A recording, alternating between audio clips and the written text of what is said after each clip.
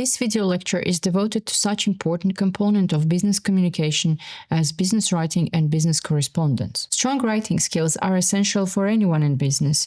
You need them to effectively communicate with colleagues, employees, and bosses, and also to sell any ideas, products, or services that a business offers. This way, the skills of business writing should not be underestimated.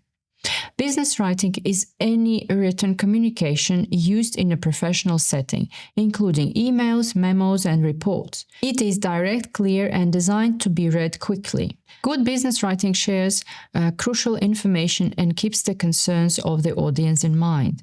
So before writing anything, it is worth asking two questions. What do I need to say, and who is my audience? The answers will influence what kind and how to write. Thus, it is recommended to take a moment to understand exactly why it has to be written. If you can't clearly answer these questions, then you might have difficulties communicating effectively. Most business writing needs a call to action, which is information that instructs and encourages a response. Readers should know what to do, where to go, and so on. Contact information such as your phone number or email address has to be provided in case anyone has questions. Thus, it is important to make sure everyone knows what their next move should be. Now I would like to provide some business writing tips that can be applied for the purposes of efficient and successful communication. The first tip relates to clarity and conciseness. Effective business writing conveys the intended message clearly and concisely. Unnecessary jargon or overly complex language that might confuse the reader should be avoided. Instead, simple, straightforward language, whenever possible, is recommended. Next is audience awareness. In business communication, it is crucial to understand your audience. It means that such components as writing style, tone, and level of formality have to be tailored in order to suit the recipients. Such factors as their level of expertise, cultural background, and expectations should be taken into consideration. We are now moving on to structure and organization. Well-structured documents are easier to read and comprehend. For this purpose, it is recommended to use headings, subheadings, bullet points, and numbered lists to organize information logically. When organizing your writing, start with an introduction, followed by the main body, and end with a conclusion or call to action. Professional tone, which is the following point, has to be maintained in all business communications. Be polite, respectful, and courteous regarding of the situation. The use of overly casual language or slang, especially when corresponding with clients, senior executives, or stakeholders, has to be avoided. Despite the available automatic grammar and spelling checkers, it is still worth to look through your writing to make sure proper grammar and punctuations have been used, since they are essential for credibility and professionalism. All written communications should be proofread carefully to eliminate errors. Next tip is brevity and precision. In business writing, brevity is the key. It is suggested to get straight to the point and avoid unnecessary verbosity. The goal of business writing is to convey a message using as few words as possible while still maintaining clarity and precision.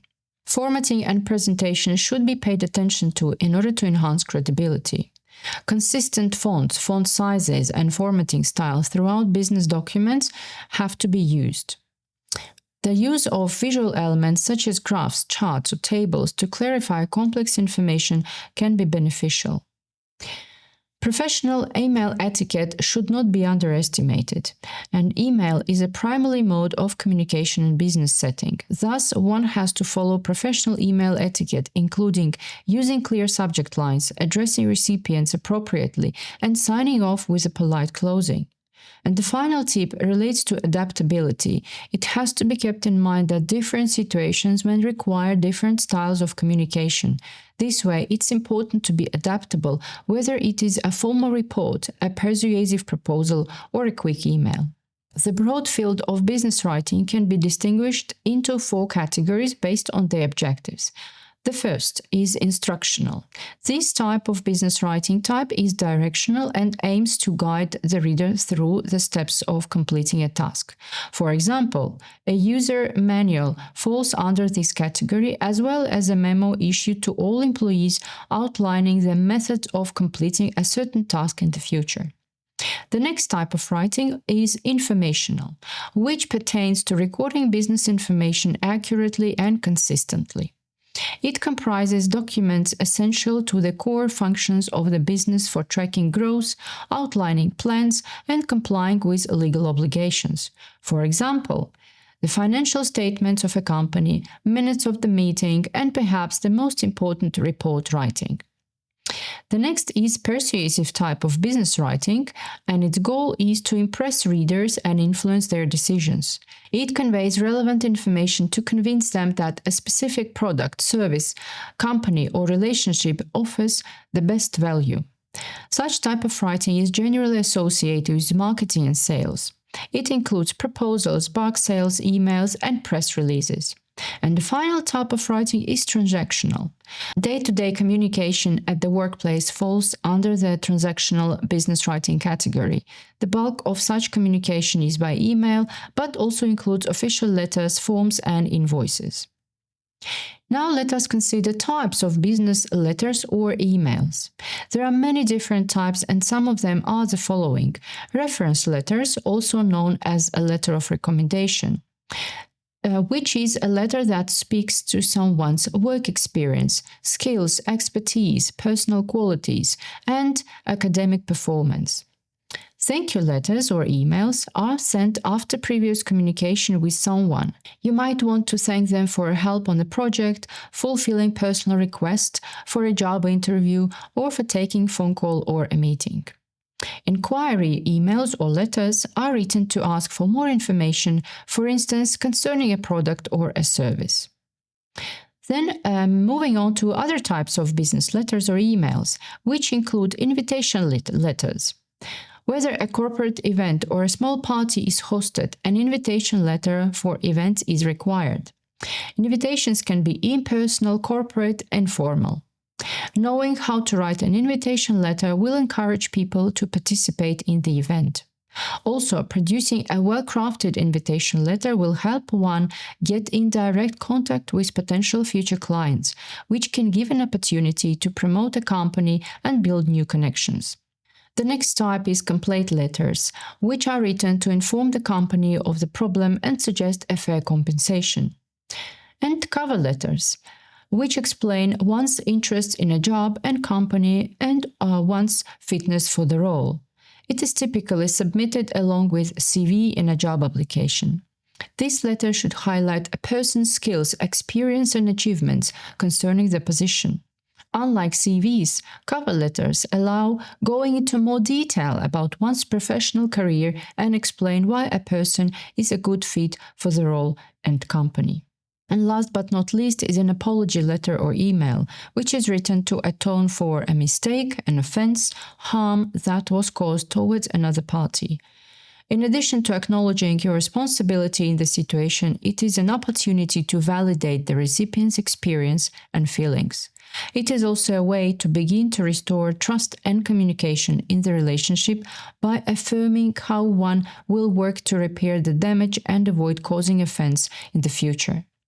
It has to be kept in mind that an apology letter is not a tool for justifying one's actions. The letter is for the recipient, meant to address your actions and their feelings. The next important aspect of business writing is its structure, which implies, for example, email or letter opening. If you write to a person you are not acquainted with, then use the following phrases: Dear Sir, Madam, or Dear Mr. or Miss or Mrs. and the surname, or to whom it may concern. If your email is to a person you know, use these greetings: Dear and a name, or Hello and a name. After that, specify the purpose of your email. For example, you can use such phrases as I'm writing to you regarding, or my name is, I am, and then you place the position that you held at and the name of a company, and I'm writing to you concerning. It is essential to state the purpose clearly and accurately, this way valuing recipient's time. If you're answering an email, be polite and give thanks to the recipient before starting the purpose. For example, you can write, "Thank you for your reply," or "Thank you for contacting," and you can state your company name. Any type of writing, including business writing, contains the so-called body of the main text. When it comes to the body, we should think about paragraphing. Paragraphs are important to make the text easy to read. Placing accents on essential points and ideas should not be forgotten. If questions are to be asked, they should be made visible. This way, it is better to state them close to the beginning, as nobody will scan your email.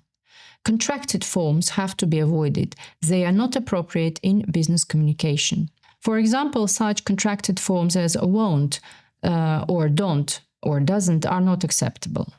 And finally, be official. Making jokes may seem inappropriate, as some of jokes may not be understood correctly in different countries.